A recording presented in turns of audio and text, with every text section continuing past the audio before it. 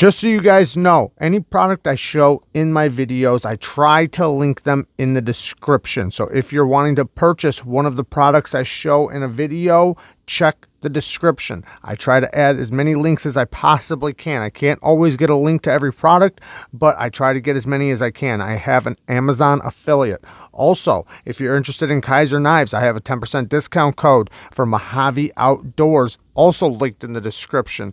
And also my Patreon, my Instagram, my email, all kinds of sharpening supplies, all kinds of things I recommend, all down in the description, so check the links. Bang! Neeves Knives. I'm Jared, and this is the Kizer Sheepdog non-flipper, the large version. Now, I was really excited about this version coming out because after trying this, the small version, I knew right away this was going to be awesome. And I have a lot to say about it, so let's get into it. But if this is too large for you, they do have the small version. Now, I did a video a while back about, it was called like top 10 cardboard destroying knives, and the Sheepdog almost got first place in that, and probably could have, because this thing is so good at cutting, especially cutting things like cardboard. The geometry is extremely good on it. Now this one's in 154 cm micarta scales. We have a steel liner lock with a deep carry pocket clip. Now, T8 construction all the way around. I love to see that. And the geometry, it's almost a full flat, even though it does have this shelf right here where there's a flat spot here before the angle down to the edge. It's very subtle. It's like almost non-existent. And that makes it where the geometry and getting over this hump right here, there's hardly nothing. You know, it's barely getting over anything right here. So, and it's so smooth, it just slides right through. And you can see, if you look, how acute this tip gets and how thin it gets down to the edge. I got some schmuck on it from using it today at work, but very good geometry. I measured this one about 14 thousandths behind the edge, and I knew that this would be a little bit better at cutting than the regular one, because without the flipper here, you can get up real tight to the blade, and your push cuts, or you're going to have so much more leverage into your push cuts than if you were back here trying to do it because you have a flipper tab in the way. Not saying that that one isn't good. I'm not saying that. I'm just saying that this is going to be a little bit better. And man, does this thing cut great. And, you know, let's talk about the Ergos, then we'll get back into cutting. So the Ergos, if you look at it, you see how it's got like the swell right here, which makes it where these three fingers here really have a lot of leverage squeezing on to the knife. Now the clip, even though it's a deep carry clip, it winds up working out great in the hand. I do feel it a tiny bit, but very minimal, to the point to where, I mean, they executed it perfectly, because the biggest problem with deep carry clips, especially at a knife this size, is that it pokes you in the hand back here. But in this case, it just works so good. Now, this swell right here, like I said, you know, you can really feel how much squeeze you can get onto it because of the height here. Even though it's not very thick, it is slightly contoured, so it's nice and comfortable in the hand. Plus you have this jimping right here to really lock you in.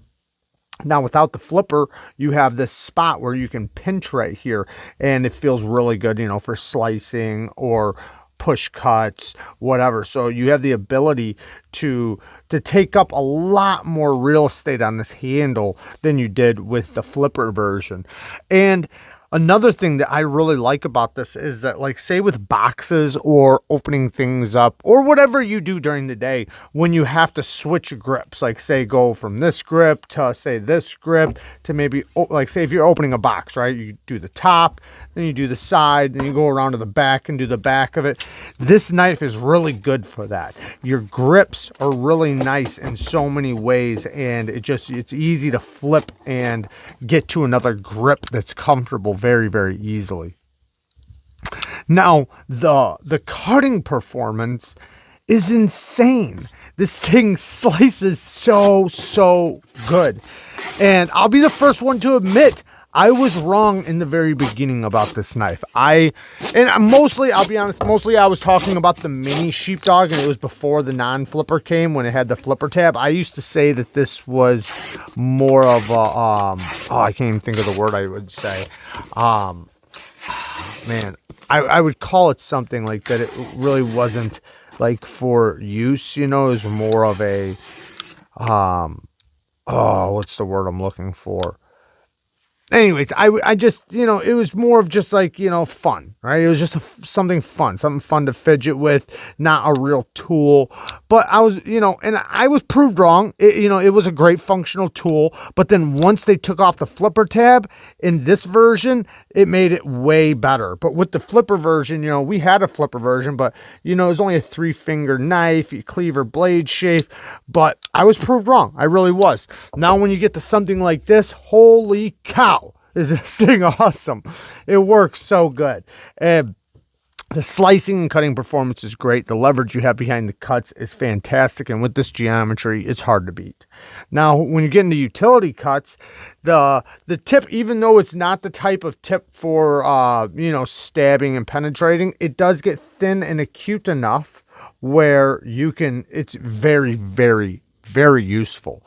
You have this little divot up here where you can put your finger if you want, but you have a good enough tip to where it can be, it's fantastic for utility cuts, and it's going to work out great for any type of regular utility cut, draw cuts, anything like that, you know, as long as it's not like, you know, you having to penetrate something, you know, as long as it's an actual, you know, utility type of cut, it's going to work so good, or it does work so good. Now, getting into the action is incredible. You have so much leverage into the hole because the hole's placed so good. Even if you're the type that holds onto the knife and flicks it like that, you have great, you know, just your finger lands in the perfect spot. Or if you're the type that just lays it in your palm and then covers it with your thumb and goes like that, same thing. Even with the thumb. The hole is just, it's a perfect place for the hole, and it's almost like that this is the way it should have came the whole time. So, and the detent is nice and strong, and I mean that in a good way. So you have plenty of resistance so that when you break the detent, it flies. You can put pressure, and then it just flies. So it makes it to where, coupled with the detent, with the placement of the hole, it's the reverse flicking is amazing. Now the detent, when you unlock it, it's very early. So you can let this little spot right there hit your finger and let it drop. And it's, see, I've never fumbled with the detent on this. So it's really good. And it's almost fully drop. I mean, I would say it's drop shut action. If you encourage it at all, it'll just slam shut.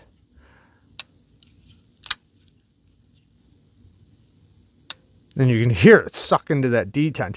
Now, when you open it, the lockup, it's like it, from here to here, it's almost like it just pulls it in. See that? Which, you know, it gives you the assurance that when you deploy it, it's open and locked up. Now, there is one complaint I'm going to talk about here in a second about that, but we'll get into that here in a moment. Another thing that I liked about this version is that they gave you access to the lock bar. The original version with the flipper tab, it was really tight, and, you know, you had to really squeeze in there to get to the lock bar. Here, they gave you a beautiful cutout, so it's very easy to access the lock bar. And that was something I considered a negative on the flipper tab version. So I'm really happy that they gave us such a generous cutout to the lock bar on the non-flipper. The clip and carry. This clip is fantastic in and out of the pocket. Super smooth. It is deep carry. It's not inset, but it does have flat screws, so you don't worry about hitting anything in and out of the pocket. And you don't even need two hands. You can easily do this with one hand. The knife is slim enough to where it slips right into your pocket. And even though it is kind of a big knife, you know, this direction, it's so flat that it doesn't bother you in the pocket. It's very, very comfortable to carry this knife. Surprisingly comfortable. Another thing I'm really happy about is they didn't chamfer this hole. You know, they did knock it down with the stone washing after coating it, but it's got a nice edge to it to where you're not slipping off of it. Jimping is done extremely well. Ceramic caged bearings, ceramic detent ball. It has, you know, obviously all the goodies on it to make this incredible action. T8s all the way around. We'd love to see that. Milling to bring down the weight. The build on it feels very solid. Some negative things, and then we'll get into a few more good things I want to talk about. So, the one biggest thing, or you know what, let me back up. So this plunge grind, you guys know how I am with plunge grinds. It's okay. It's not bad, but you see how it already, this is from the factory, and we're going to talk about sharpening 154 cm here in a second, but you see how even from the factory, you see I already have a little bit of a smile. The shiny spot going up this way. That's because the plunge grind goes from here to here, and then it doesn't really give, it gives you a little bit. It's not horrible, but you can actually see it right there. See where the plunge grind ends? Starts here, and it ends here, and now you only have that little bit to sharpen. Not that big of a deal though, because they left it wide open for you to cut in a choil, because the stop pin is up here, which by the way is a great size stop pin. So you do have the ability to cut in a bigger finger choil if you want, or just a sharpening choil. You have all the room in the world to do whatever you want with it. Now, the most significant thing, and I want to say it went away, but so, and I didn't even realize it at first. And I actually had this issue with this one, but so Lefty EDC asked me, he says, do you have any lock rock? Right? And I said no, and I went like this, and I checked, I said no.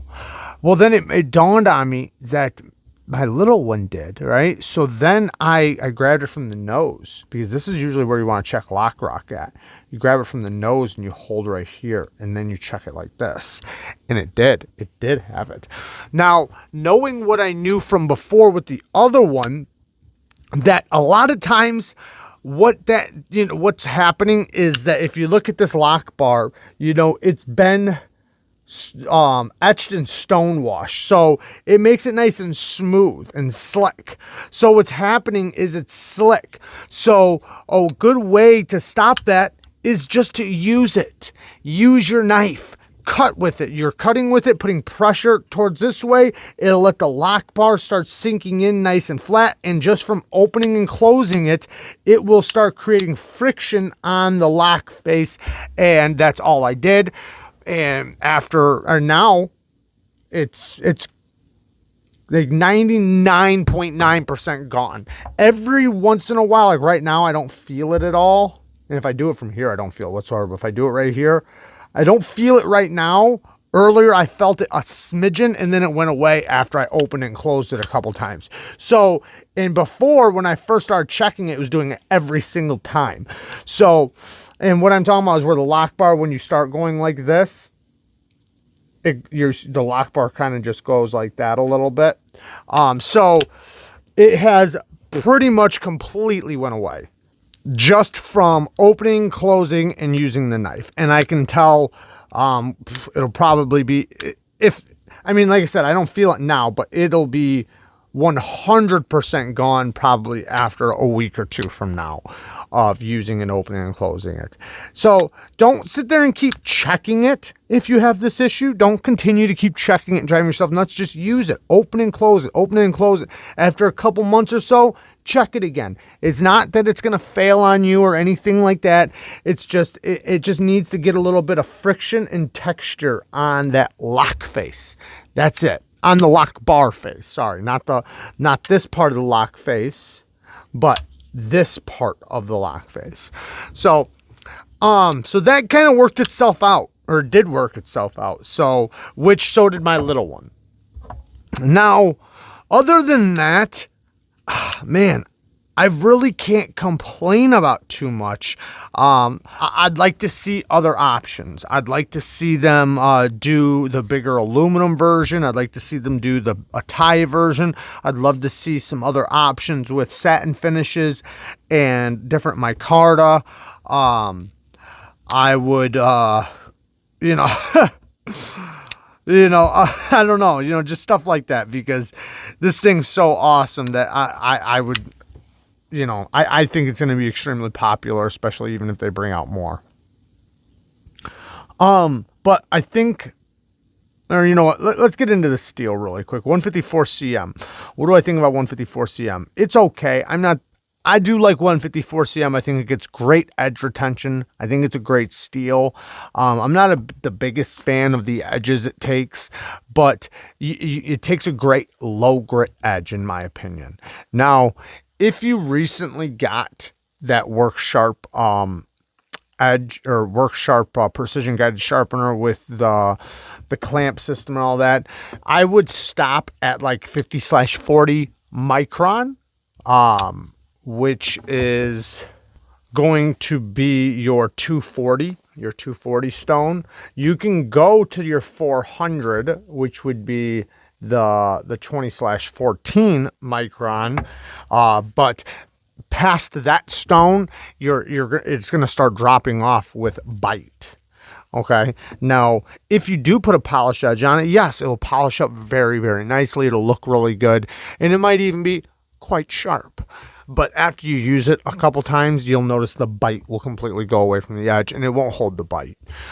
It does better at a low to medium grit. If you have diamond plates or any other stone, 600 grit edge is my favorite personally on 154 CM. So that's what I have to say about what edge I would put on it. Now, honing it, because you can get away with honing and stropping your edge for a very long time before you need to strop it. So if you have anything like this, or even if you have one of these, yes, you can hone your edges on these stones. Grab the lowest grit, which I'm going to use the 7.5, but my lowest grit for this would be the 3/2 micron. This is 7/5 micron. And you just barely hold it at an angle, kind of a high angle. You're just barely rubbing the edge. You're not putting any pressure whatsoever. No pressure. Maybe 2 passes per side.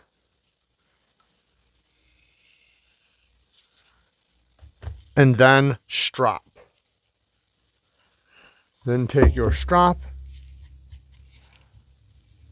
This has DMT diamond spray on it. I have that stuff linked below, along with strops and the honing rods and all this stuff. If you have this system, do the exact same thing, but do it on your ceramic rod. Very gentle, couple passes, flip over. Don't worry about the angle so much. Just make sure it's at an angle and you're hitting the very apex.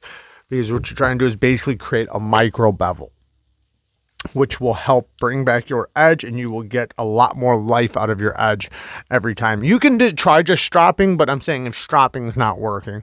Little LANSKY stones. All this stuff is linked in the description, guys. You can do same thing with this. Same thing. But then always finish off with a strop. And you can maintain your 154 CM for a long time in between sharpenings, as long as there's not too significant of damage or chips or rolls or anything like that. And in a lot of cases, rolls you can straighten out pretty good. Yeah. I mean, this thing, I think, speaks for itself at this point. It's a fantastic knife. I'm very impressed. It's hard to not carry it because it does so good at so many things. It's really good. And if you don't have one yet, I don't know if there's any available right at the moment. I'm pretty sure there is. So check the links below. I love you guys. Thanks for watching. Peace.